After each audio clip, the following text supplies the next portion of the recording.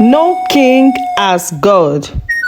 In the ancient land of Bantu, nestled between rolling hills and lush forests, there was a mighty king named Kwabena. King Kwabena was renowned throughout the land for his great wealth and wisdom. Yet, despite his many virtues, he harbored a secret desire to be adored not just as a king, but as a god.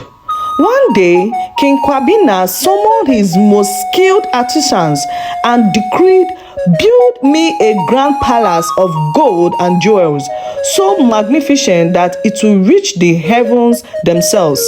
I wish to sit upon a throne that touches the sky, where my subjects may worship me as they do the gods." The artisans, loyal but weary, worked tirelessly day and night. They constructed a palace so tall and radiant that it glittered even under the moonlight. The throne was set at its pinnacle, a seat of gold encrusted with diamond, set to touch the clouds. When the palace was complete, the king ascended to his throne, expecting the heavens themselves to bow before him.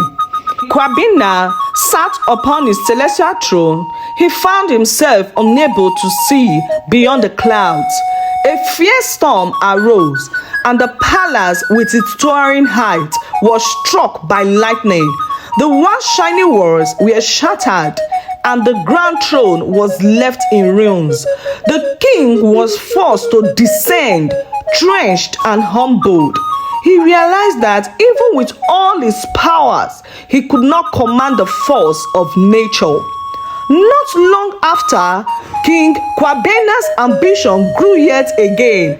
He ordered his priests to perform a grand ritual, seeking to control the sun and the moon. "I will have the day and the night obey my command," he declared.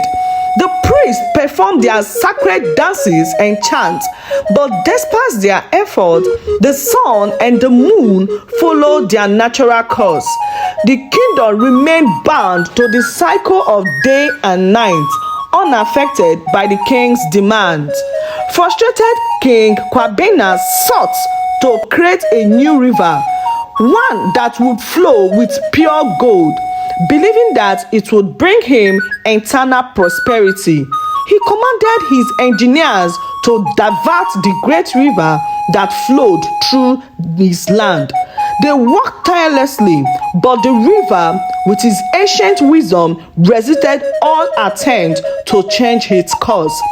It carved its own path and flowed as it always had, refusing to bow to the king's will. The king failed attempts to control nature and defy the divine order left him weary and disheartened. He called upon the village wise woman, Nana Aisha, seeking guidance.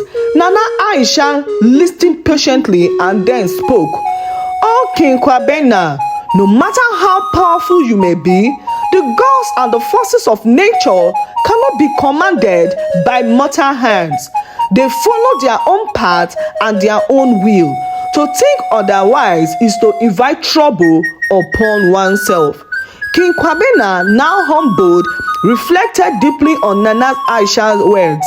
He understood that his desire to be like a god had only led to his downfall and the suffering of his people. He vowed to use his power wisely, to govern with justice, and to respect the natural order. From that day forward, King Kwabena ruled with humility and wisdom.